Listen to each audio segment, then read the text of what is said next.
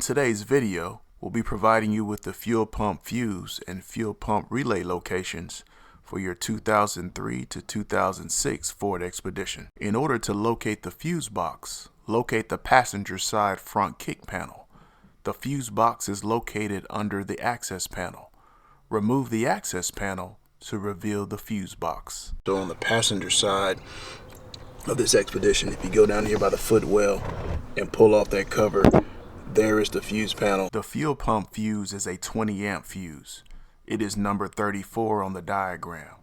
The actual physical location of the fuse is shown in the picture. The fuel pump relay is numbered R303 and is shown in the diagram.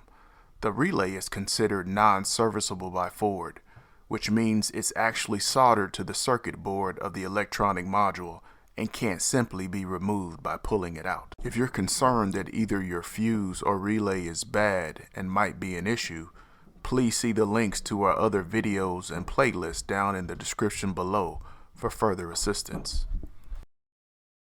Thank you so much for watching today's video. I hope this video helped you out. If it did, hit that subscribe button and click that bell so anytime we drop a new video, you'll be the first to know. Hit that like button and leave me some comments. I'd love to hear from you.